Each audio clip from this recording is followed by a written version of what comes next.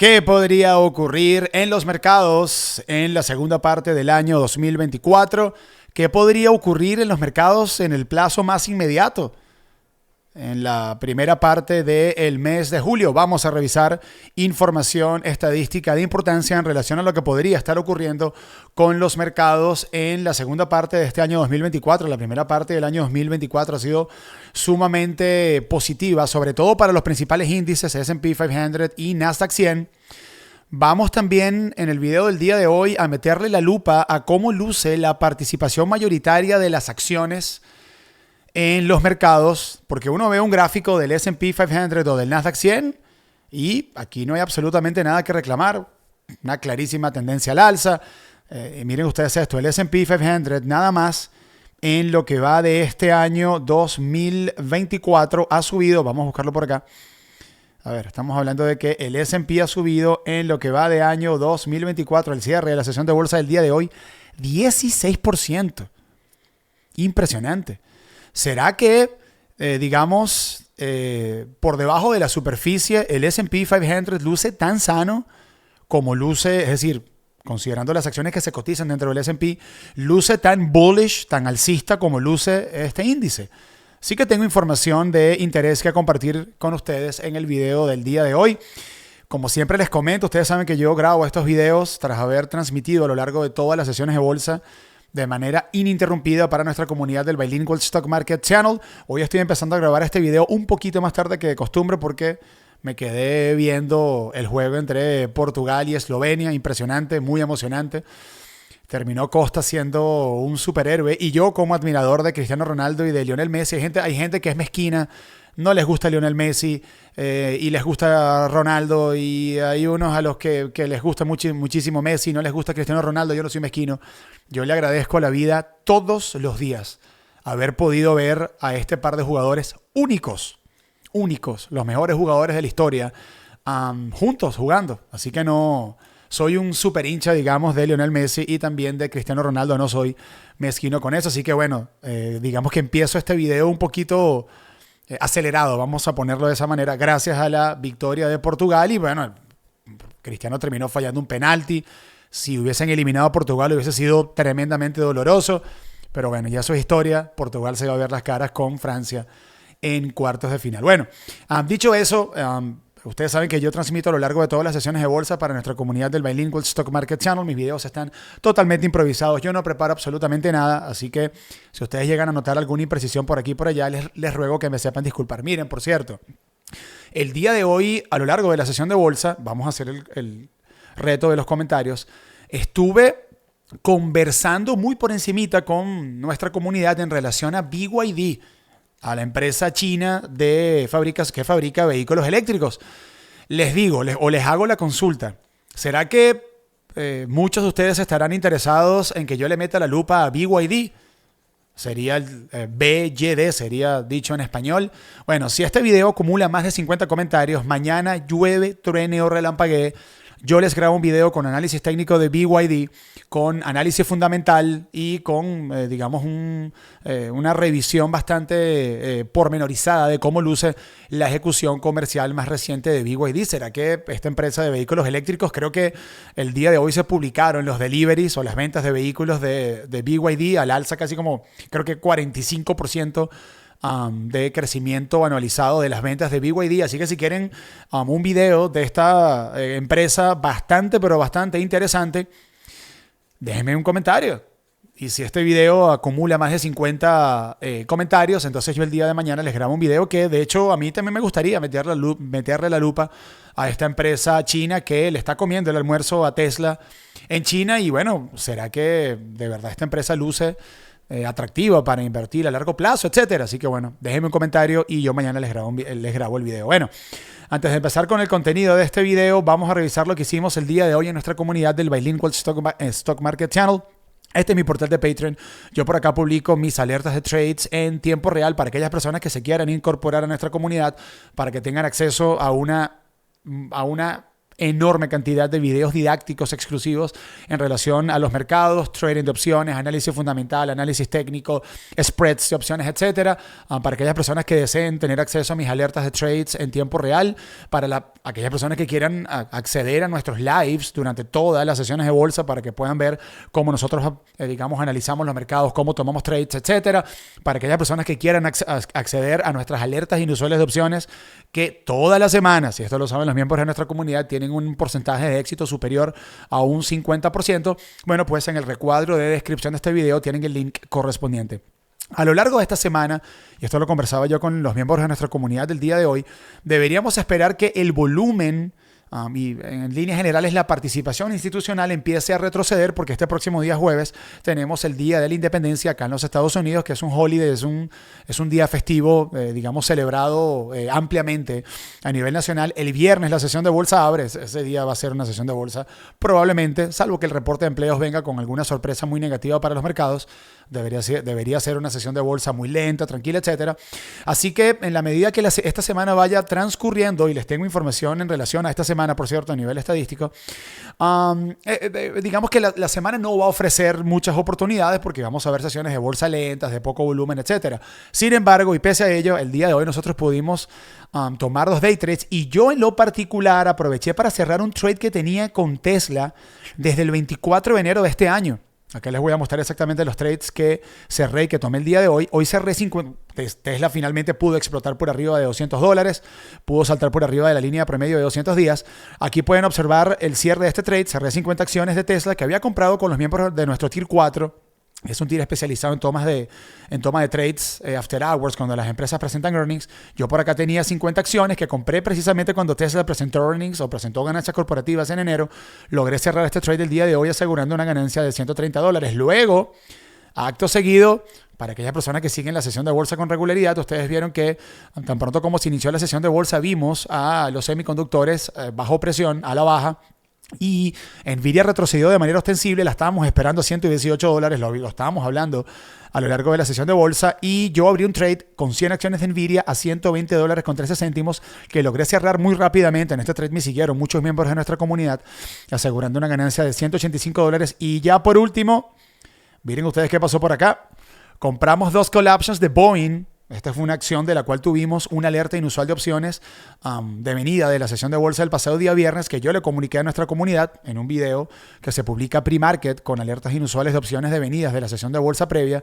Así que estábamos pendientes de Boeing. Yo compré 2 call options por acá y terminé cerrando este trade asegurando una ganancia de $130. Así que pese a que fue una sesión de bolsa que transcurrió dentro de un margen bastante estrecho y sin mucho movimiento, sobre todo en horas de la tarde, miren ustedes, por acá yo logré cerrar este trade que tenía con Tesla con 50 acciones, $130 de ganancias. Y por acá pueden observar el day trade con Boeing. Les reitero, estos son trades que yo tomo en vivo frente a las cámaras, porque yo transmito a través de YouTube Live de manera exclusiva para nuestra comunidad. Así que cada vez que yo cierro estos trades, yo le comparto los screenshots de los trades correspondientes a nuestra comunidad. Por acá obtuve una ganancia de $130. Y ya por último con Nvidia, el day trade con 100 acciones. Por acá obtuve una ganancia de $185, pese a que fue una sesión de bolsa bastante lenta.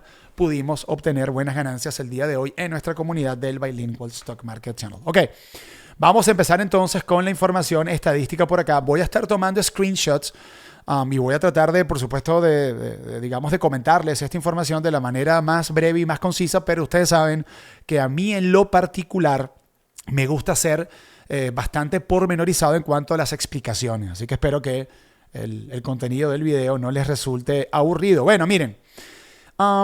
Miren ustedes la cantidad de sesiones de bolsa que el S&P 500 ha tenido hasta el 28 de junio. Vamos a cambiar acá de marcador. A ver. Aquí colocamos. Acá está. Hasta el 21 de junio. Sin un retroceso de por lo menos un 1%. Vamos a cambiar de color acá. De un 1%.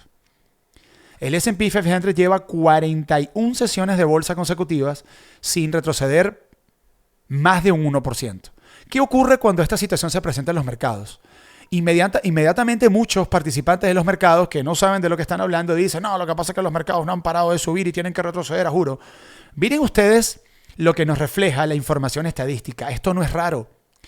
Y cuando los mercados entran en una, digamos, en un sentimiento muy, pero muy positivo, tienden a darle la vuelta a todo. Es decir, las malas noticias son buenas noticias y las buenas noticias también son buenas noticias. Miren ustedes cuál o cuánto es el promedio de sesiones de bolsa sin un retroceso de por lo menos un 1% que el S&P 500 tiene históricamente desde el año 1997. Entre 37 y 56 sesiones de bolsa. Esto es normal en los mercados. Ha habido situaciones muy especiales, por ejemplo, como podemos observar el año 2020, 74 sesiones de bolsa seguidas sin observar un retroceso de un 1% o más de un 1%. Miren ustedes, en el año 2018, 112 sesiones de bolsa sin un retroceso de un 1% o más de un 1%. Así que lo que está haciendo en este momento el S&P 500, cuando uno escucha a algunos participantes de los mercados decir, no, lo que pasa es que los mercados tienen demasiado tiempo que no retroceden suficiente y necesitamos una corrección, etcétera, la información estadística demuestra claramente que el hecho de que los mercados, pasen, o el S&P 500 pase muchísimas sesiones de bolsa sin un declive diario o intradiario de un 1% más, que es un declive apreciable, es un día de retroceso importante para los mercados. Esta no es una situación que necesariamente nos indique o nos refleje que viene un retroceso para los mercados de manera inminente. Y este gráfico claramente lo demuestra. Tenemos un promedio entre 37 y 56 sesiones de bolsa con los mercados con un sentimiento positivo y le dan la vuelta a todo para evitar tener un declive intradiario de más de un 1%. Seguimos por acá con más información de importancia. Miren este gráfico es todavía un poquito más impresionante. Miren la cantidad de sesiones de bolsa que el S&P 500 ha tenido sin un retroceso intradiario de un 2 y de un 3%. Miren esto. En el caso de un retroceso intradiario de un 2%, estamos hablando de 336 sesiones de bolsa, sin que el S&P 500 haya retrocedido 2% en una misma sesión de bolsa. Cuando el S&P retrocede un 2%, básicamente vemos los titulares en la prensa financiera diciendo que hubo un baño de sangre en Wall Street y los mercados están preocupados por esto y por aquello y será que se viene un nuevo crash, etcétera. Bueno, y miren ustedes la cantidad de sesiones de bolsa que han transcurrido sin que el S&P retroceda de manera intradiaria o en una misma sesión de bolsa 3%. 446 sesiones de bolsa sin un retroceso intradiario superior a un 3%. Entonces, mucha gente cuando escucha estos números de manera aislada dice, no, pero ¿cómo es posible? El S&P lleva 336 sesiones de bolsa sin retroceder de manera intradiaria un 2%. Esto es una locura, esto es una burbuja, año 2000, se viene un mega crash de 5000%. Y mucha gente dice lo mismo. No, tenemos entonces 446 sesiones de bolsa sin un retroceso intradiario de más de un 3%. Y cuando vemos este gráfico, nos observamos que en realidad no es un fenómeno tan extraño. Miren ustedes, en el año 2012-2013, 351 sesiones de bolsa sin retroceder ni siquiera un 2%. Miren, en el año 2010 esto llegó a 949 sesiones de bolsa sin retroceder 3% o más de un 3% en una misma sesión de bolsa. Entonces uno ve este tipo de gráficos y uno entiende por qué la tendencia es tan importante. Cuando los mercados empiezan a cotizarse, S&P 500, Nasdaq 100, etcétera, empiezan a cotizarse en una sólida tendencia al alza, ¿qué ocurre? Cualquier pequeño retroceso es visto como ¿qué? Como una oportunidad para comprar el dip. Hasta que se produce un retroceso debido a una noticia que los mercados no estaban esperando, una noticia que los mercados no han descontado y los compradores de las caídas, los compradores de los dips no se presentan. Pero por lo que estamos observando en el gráfico que les acabo de mostrar y en este también, no ha habido una noticia desde un punto de vista macroeconómico, etcétera, que tome por sorpresa a los mercados y que digan, no, ya yo no. Es decir, que genere pánico general entre los participantes promedio de los mercados. Es decir, no ha habido una noticia, un evento que deteriore la opinión neta agregada de los mercados. Se retrocede un poco, terminan comprando el dip porque no ha pasado nada malo. Estamos en una tendencia al alza, se tomaron ganancias y esta es una oportunidad para comprar el dip. Este gráfico y el gráfico anterior que les acabo de mostrar es muestra de ello. Así que cuando ustedes vean a algunos analistas de los mercados decir, no, lo que pasa es que los mercados no han parado de subir y han subido no sé cuántos días, etcétera, sin una corrección o sin un retroceso intradiario de tanto, muéstrenle estos gráficos. Esto básicamente es actividad rutinaria de los mercados hasta tanto ocurra algo extraño. Miren que hablando de de un retroceso que potencialmente podría ocurrir en los mercados. Miren ustedes qué interesante este gráfico. Vamos a buscar por acá el color azul. Bueno, acá podemos observar, miren, la volatilidad del VIX, el índice de la volatilidad y el miedo. Y acá podemos observar 3 años de elecciones presidenciales en los Estados Unidos. Tenemos el 2012, 2016 y el año 2020. Acá pueden ustedes observar cómo va el VIX en este momento, en lo que va de este año 2024, que es un año presidencial. Si nosotros buscamos por acá un gráfico del VIX, miren ustedes esto. El índice de la volatilidad y el miedo. No hay miedo en los mercados. No hay nada. Miren esto. El VIX está en los niveles más bajos que hemos observado desde prácticamente el año 2020. De hecho, a ver. El VIX está en los niveles más bajos que hemos observado desde aproximadamente el año 2019. Miren ustedes, no hay miedo en los mercados. Ahora hablamos por acá este gráfico. Ahora bien, desde un punto de vista de lo que ocurrió en el año 2012, 2016 y 2020, que fueron años de elección presidencial, noten ustedes que hacia finales de julio la volatilidad se incrementó. Esto es normal porque los mercados empiezan a preocuparse desde un punto de vista del resultado de la elección presidencial. Y yo no voy a entrar, por supuesto, acá en temas políticos. Ustedes vieron, la mayoría de ustedes vieron el debate presidencial de este pasado día jueves. Claramente, el presidente de turno de los Estados Unidos, Joe Biden, no está en condiciones, yo creo que de ni siquiera terminar la campaña electoral de este año, ni hablar, decir que está en condiciones de ser presidente del país más importante del mundo durante 4 años más. Entonces, podríamos entrar en una dinámica de quién va a sustituir a Biden, que quién va a ser el candidato sustituto, que si le puede ganar a Trump, que si sí, que si no. Y ustedes saben que los mercados detestan, odian la incertidumbre.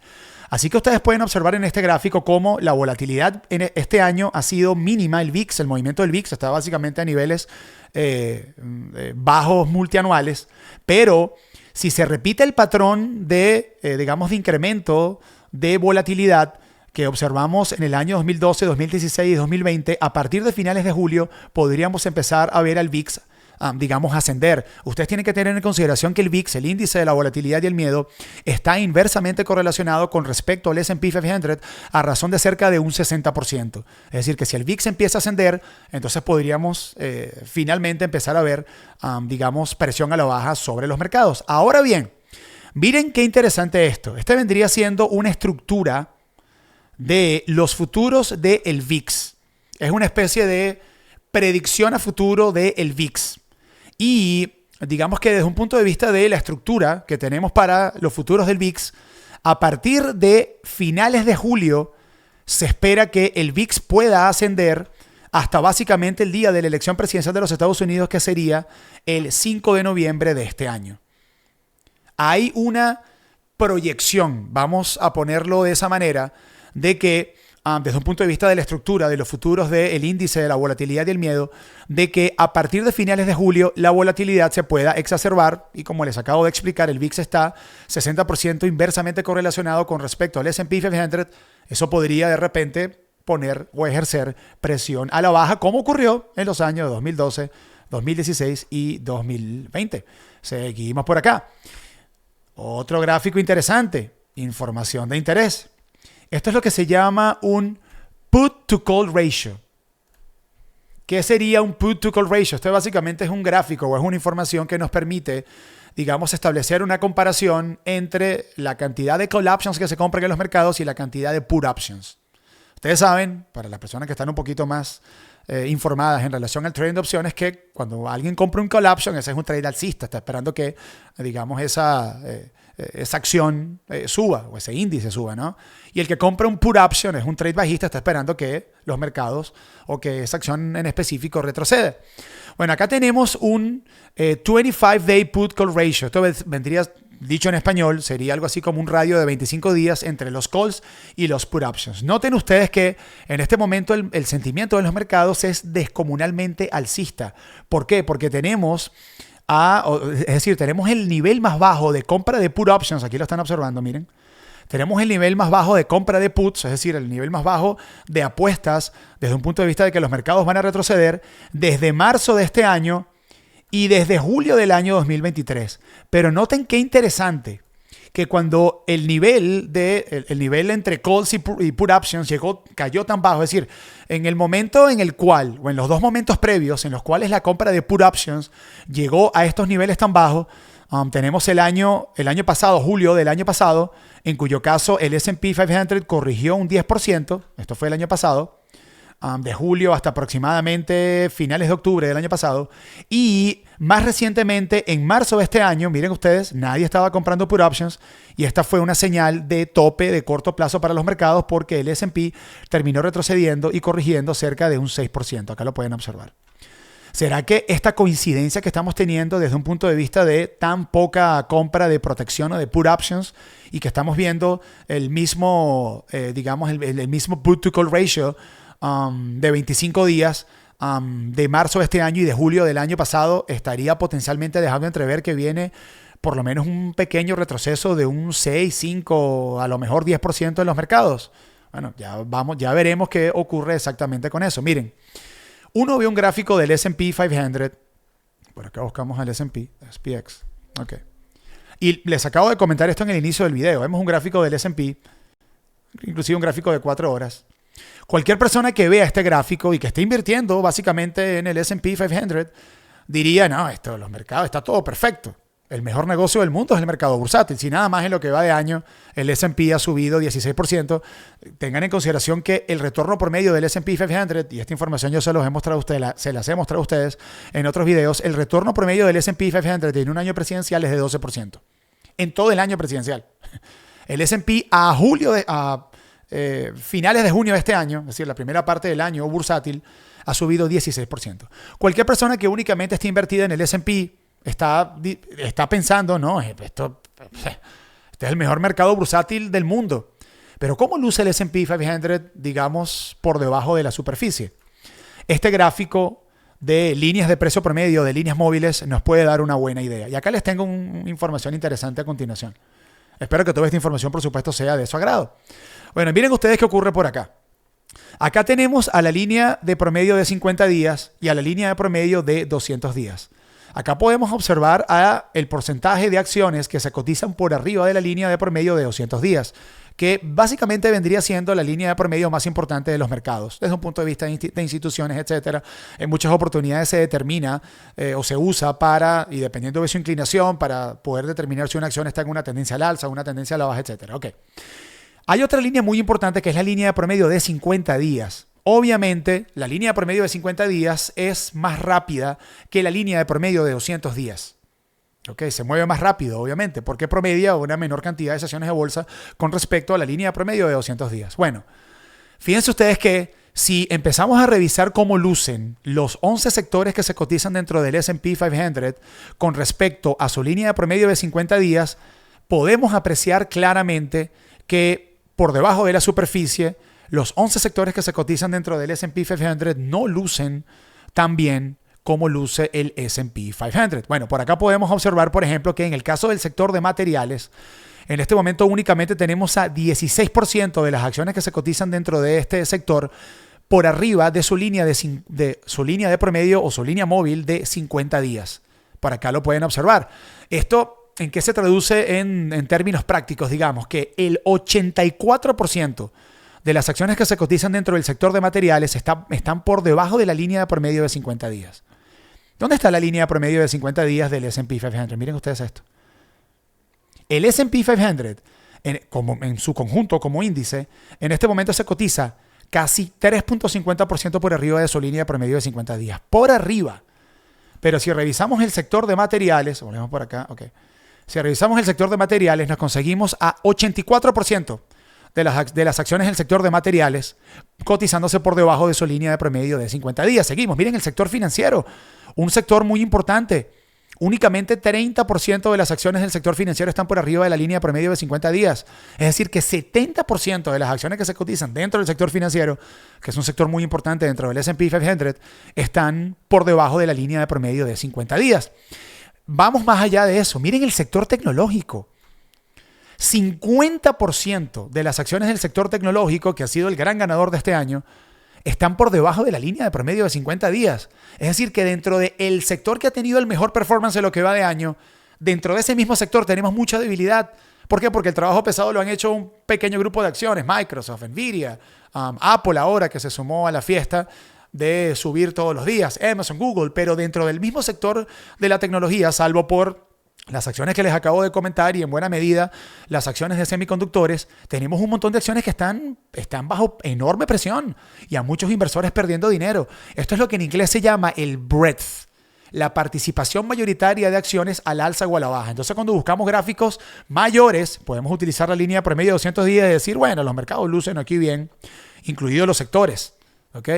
Pero cuando buscamos líneas de promedio más rápidas que nos demuestran cómo lucen los mercados en gráficos menores, o cómo han lucido, o cómo luce el performance en los mercados más reciente, nos conseguimos con este tipo de performance bastante, pero bastante pobre, que tal vez no podrían, o que tal vez podrían estar apuntando en la dirección incorrecta.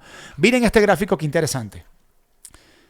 Y aquí tienen información, vamos a ponerlo, vamos a decir que de repente histórica. Acá tenemos el indicador del sector desobediente. Ustedes dirán, bueno, pero Álvaro, ¿de dónde saca esta locura? Ahora, el indicador del sector desobediente. Bueno, la mayoría de los crashes o de, digamos, retrocesos de importancia en los mercados han sido predecidos. O podemos decir que algún sector del S&P 500 se le ha adelantado a ese crash. Vamos a analizar el caso, por ejemplo, del año 2000. La burbuja.com. ¿Qué sector empezó a retroceder antes de que se iniciara el crash de la burbuja.com? Estamos hablando de productos de consumo masivo, XLP. Aquí lo pueden observar. Miren ustedes, XLP empezó a retroceder hacia finales del año 1998 con el S&P 500 al alza. Aquí no ha pasado nada, que de paso este es un sector defensivo al cual los mercados suelen acudir cuando están, digamos, pensando o presintiendo que podría venir una recesión. Miren ustedes hasta dónde cayó XLP después de que definitivamente, estalló la burbuja.com. Pero el sector de productos de consumo masivo, XLP, empezó a retroceder antes de que se produjera el tope de los mercados en el año 2000. Miren ustedes qué ocurrió en el año 2007. Aquí pueden observar al sector financiero, porque este gráfico o esta línea roja cambia de un sector al otro, dependiendo del sector que empieza a retroceder. Miren ustedes cómo el sector financiero empezó a retroceder cerca del año 2007, finales del 2007. Y el S&P 500, lo pueden observar por acá, seguía subiendo. No, aquí no está pasando nada, no se preocupen, este es un soft landing, tranquilos. Pero ya el sector financiero estaba apuntando en la dirección correcta. Empezó a retroceder de manera muy agresiva antes de que el S&P 500 empezara a retroceder gracias al crash del año 2008. Luego podemos observar por acá el crash del año 2020, el COVID-19. El sector de la energía se adelantó al retroceso del S&P. Miren, aquí lo pueden observar un poco antes. Los mercados empezaron a escuchar las noticias de la pandemia, que si en China están haciendo lockdowns, están encerrando a la gente y dijeron nada, esto va a afectar la demanda de petróleo a nivel mundial. Y miren ustedes cómo el sector de la energía se recontra mega desplomó un poco antes de que los mercados o de que la Organización Mundial de la Salud decretara la pandemia. Y lo mismo lo vamos a colocar para el año 2022. El S&P 500 retrocedió casi 26% con servicios comunicacionales, Google, Meta. Miren ustedes cómo el S&P llega a un tope a inicios del año 2022, pero ya hacia mediados del año 2021, ya el sector de servicios comunicacionales o XLC, ahí dentro de ese sector se cotizan Google, Meta, etcétera. Ya estas acciones empezaron a retroceder, los mercados empezaron a presumir que los tipos de interés más elevados que la Reserva Federal iba a llevar a cabo, o el hecho de que la Reserva Federal iba a incrementar tipos de interés, iban a empezar a afectar el performance comercial de empresas como Google, Meta, y ese terminó siendo el caso. Y miren ustedes cómo el sector de servicios comunicacionales se mega desplomó y se le adelantó al S&P 500. Esto nos lleva a revisar los sectores en la actualidad para ver si tenemos a lo mejor alguna pista de que algo potencial así podría estar ocurriendo. Miren ustedes dentro de los 11 sectores que se cotizan dentro de los 11 sectores que se cotizan en el S&P 500, ¿cuál ha sido el sector que ha tenido el mejor performance en lo que va de año? Sector tecnológico, al alza 18%. ¿Cuál es el único sector que en este momento se encuentra en territorio negativo al día de hoy, 1 de julio del año 2024? Real estate. El sector de real estate está a la baja 3.43% de bienes raíces. ¿Será que el sector de bienes raíces está anticipando que algo negativo podría ocurrir en la economía y que por consiguiente, un evento que potencialmente los mercados no hayan descontado para el resto del año? No lo sabemos, eso es absolutamente especulativo, pero de momento, al día de hoy, el único sector que está en territorio negativo y con un performance extraordinariamente terrible con respecto al resto de los sectores y sobre todo de los sectores más importantes como tecnología y servicios comunicacionales es real estate, que está a la baja 3.43%. ¿Será que el sector de real estate está enviando una señal por acá?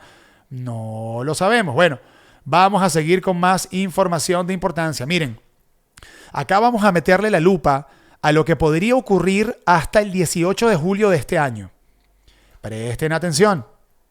Ustedes saben que en el mes de junio tuvimos quadruple witching o vencimiento trimestral de opciones.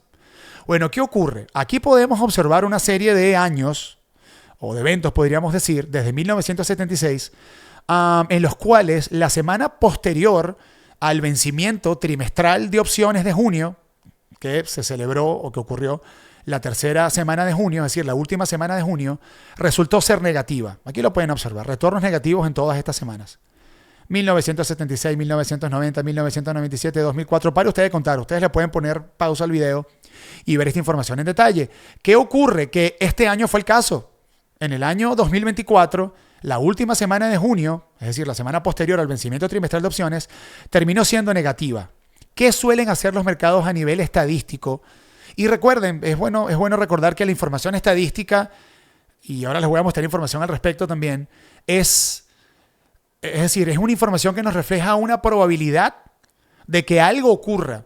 Pero si algún evento que los mercados no han descontado ocurre, esa probabilidad estadística bien se puede ir por el bajante, por supuesto, ¿no? Bueno, acá tenemos una serie de eventos entonces desde 1976 en los cuales la última semana de junio resultó ser negativa. Pero miren ustedes qué interesante. Cada vez que esto ocurrió, no sabemos qué va a ocurrir en esta oportunidad, aquí pueden observar el año 2024. Bueno, miren ustedes qué ocurrió por acá. La semana de, digamos, la semana del Día de la Independencia, ¿okay? Antes de que llegue el 4 de julio, que es esta semana básicamente, el retorno promedio de los mercados ha sido de 1.10% al alza. Suele ser una semana positiva. Ok, la semana del 4 de julio al 11 de julio suele tener un retorno positivo de 0.48%. La primera semana 1.10%, o la semana del Día de la Independencia, un retorno positivo de 1.10%. La segunda semana del 4 de julio al 11 de julio, un retorno positivo de 0.48%. Y del 11 de julio al 18 de julio tenemos un porcentaje aún más positivo de 1.20%. Siempre y cuando ocurra que el hecho de que la semana posterior al vencimiento trimestral de opciones de junio, es decir, la última semana de junio, sea negativa, lo cual fue el caso en esta oportunidad. Así que, con respecto a todos estos eventos que les acabo de mostrar de 1976 al 2024, tenemos una sola semana negativa y 17 semanas al alza. ¿Será ese el caso? ¿Será que de aquí al 18 de julio los mercados van a seguir subiendo? No lo sabemos. Esto es información estadística, en todo caso, de interés. Miren esto. El día de hoy el S&P 500 cierra al alza la primera sesión de bolsa de julio. Miren, acá pueden observar cuán pesada es la información estadística. Aquí pueden observar los primeros de julio del año 2023, del año 2003 al año 2023. Tenemos a los mercados al alza 19 veces y únicamente a la baja 2 en 2 oportunidades. ¿Cuál fue el cierre del día de hoy del S&P 500? Un 1 de julio, en una semana de Día de la Independencia de los Estados Unidos, terminamos cerrando en territorio positivo. A la información estadística hay que prestarle atención, pero hay que entender que si ocurre algo que los mercados no han descontado, la información estadística se va por el bajante. Seguimos por acá. Miren, este es un elemento que también hay que tener en consideración. Miren ustedes la cantidad de compra de acciones propias que se han llevado dentro del S&P 500 desde el año 2010. Miren ustedes cómo ha subido esto. De menos de 200 billones de dólares, podríamos decir 120 billones de dólares, que fueron la compra de acciones propias por parte de las acciones que se cotizan dentro del S&P 500. Me disculpan ahí los 120 billones o 120 millardos porque estoy escribiendo con el mouse. Esto ha llegado a prácticamente en la actualidad 800 billones de dólares. Supongamos que lleguemos a observar un retroceso de importancia en los principales índices. Y retrocede Nvidia, y retrocede Microsoft, y retrocede Apple, y retrocede Amazon, etc. Estas empresas o las empresas más importantes de los mercados están sentadas sobre un océano de efectivo. Apple, Microsoft, etc. tienen posiciones en efectivo descomunales. Si llegamos a observar un retroceso general de los mercados, bien sea porque se presentó una recesión en los Estados Unidos, que los mercados no han descontado por el motivo que sea, estas grandes corporaciones, que de paso se trata de las empresas más importantes a nivel de valor de capitalización de mercado dentro del S&P 500, en este momento disponen de mucho dinero. ¿Para qué? Para comprar sus acciones propias. Es decir, si hoy Microsoft cerró la sesión de bolsa a $450 y Microsoft llega a $350, para la gerencia de Microsoft, si ellos consideran que la empresa tiene una parte fundamental muy sólida, que debería ser el caso de Microsoft, ver a su acción $100 a la baja u $80 a la baja, ¿ok? Es decir, con una pérdida de valor de capitalización de mercado importante, lo mismo va para Nvidia, Apple, etcétera, es una enorme tentación para que utilicen esa posición en efectivo para comprar sus acciones propias. Es decir, desde un punto de vista de un retroceso importante de los mercados, la cantidad de capital a nivel de cash and cash equivalents, de posición en efectivo, que las principales empresas de los Estados Unidos que se cotizan dentro del S&P 500 han logrado acumular hasta la fecha del día de hoy, es una especie de seguro de que un retroceso de importancia en los mercados que ponga presión a la baja sobre las principales acciones de los mercados va a terminar siendo aprovechado por estas mismas grandes corporaciones para comprar sus acciones propias. Buena parte del ascenso vertiginoso que ha tenido el S&P 500 desde el año 2010, miren, ha tenido que ver con esto: compra de acciones propias. Esto llegó hasta casi $1 trillón en el año 2022. Es mucho dinero que estas grandes corporaciones están utilizando para comprar sus acciones propias. Es un tema polémico, a Warren Buffett le gusta, a otros inversores no les gusta, muchos políticos están en contra de esto, prefieren que las compañías inviertan este dinero en fábricas, en plantas, en equipos, etc. En todo caso, el dinero está allí y estas grandes corporaciones han estado comprando sus acciones propias de manera, yo diría, casi que compulsiva, y ante un próximo retroceso de los mercados, yo no creo que sea la excepción. Ok, seguimos por acá. Vamos a poner por acá el año 2024 en perspectiva. Hasta ahora hemos tenido apenas un retroceso de un 6%. Acá ustedes pueden observar el performance en la parte de arriba de este gráfico del S&P 500 al alza desde el año 1980. Miren cuántos años en territorio positivo ha pasado el S&P 500. Miren, unos años más positivos que otros. ¿Ok? Ha habido años de retroceso, pero que han sido la excepción. Miren, aquí lo pueden observar, 1982, aquí lo ponen 1991, por supuesto el crash de la burbuja.com, hasta el año 2003, tuvimos 3 años consecutivos de retroceso del S&P, el año 2008, terrible, 2008-2009, el crash financiero. Aquí tenemos el retroceso del pasado año 2022, por acá lo pueden observar. Bueno, ustedes pueden ver los años de retroceso del S&P 500, pero no son la norma. Los mercados tienden a subir más que a bajar. Ahora bien, el retroceso promedio del S&P 500 desde el año 1980 ha sido de 14.2%. Es decir, inclusive teniendo al S&P 500 al alza en un año determinado, no es desdeñable ver al S&P a la baja 14% en cualquier año. Y aún pudiendo terminar en territorio positivo, porque el S&P está al alza en lo que va de año 16%. El S&P podría retroceder 14% en lo que quede de año y todavía tener un rally de Santa, no sé, hacia el cierre del año, porque eligieron un presidente nuevo y cerrar al alza 10-12%. Así que la moraleja de este gráfico es que sí, los mercados tienden a subir, en el 80% de los casos, pero siempre hay que tener pólvora ahí lista, seca, para ser utilizada en caso de un retroceso de los mercados, porque los mercados pueden corregir en cualquier momento y en el caso del S&P 500 la corrección promedio es de cerca de un 14.20%. Y ya por último, me despido con este gráfico. Ustedes saben que a mí me encantan las valuaciones. Miren, y esto vale la pena destacarlo. Esta es la previsión de ganancias por acción de Morgan Stanley para el S&P 500 para el año 2024. Aquí lo pueden observar. 2025, 2026. Diferentes, digamos, proyecciones, ¿no? Ok. Bueno.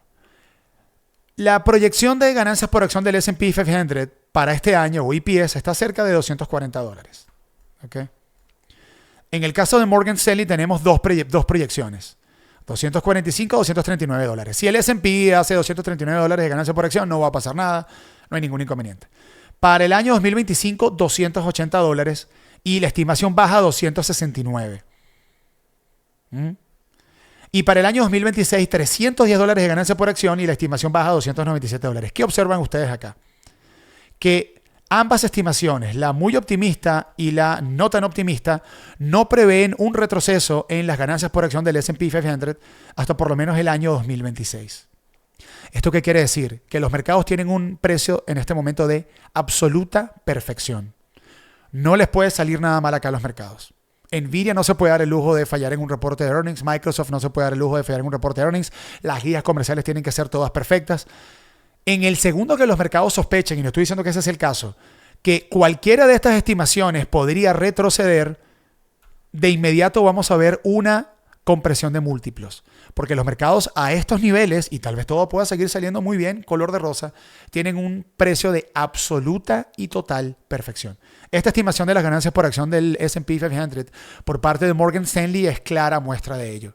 Aquí no puede salir absolutamente nada mal. Porque de lo contrario, los mercados van a tener que sentarse a estimar una compresión de múltiplos y cuando eso ocurre, ahí es cuando se hace complicado, digamos, tratar de tomarle el tiempo a los mercados para tratar de comprar a los mejores precios posibles. Así que por la superficie el S&P 500 luce muy bien, el sentimiento de los mercados súper alcista. Ya vieron este put to call ratio. Miren ustedes la estimación de ganancias por acción de Morgan Stanley. Aquí las ganancias por acción van a seguir subiendo sin ningún inconveniente hasta por lo menos el año 2026.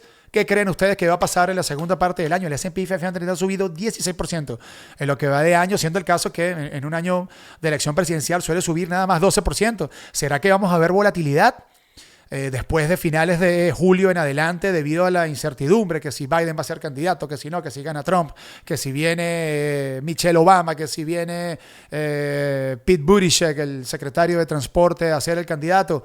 ¿Qué creen ustedes que va a ocurrir con los mercados de aquí a final de año? Espero que hayan conseguido valor en este video. Yo espero haberles podido explicar todo lo mejor que puedo. Todo está totalmente improvisado. Yo no preparo absolutamente nada. Y bueno, ¿será que mañana se viene video de BYD? La empresa que le está comiendo el almuerzo a Tessie en China. Ustedes tienen la decisión. Nos vemos mañana en el video de BYD. 50 comentarios y yo les grabo el video de BYD mañana. Chao, hasta luego. Saludos. Chao, chao.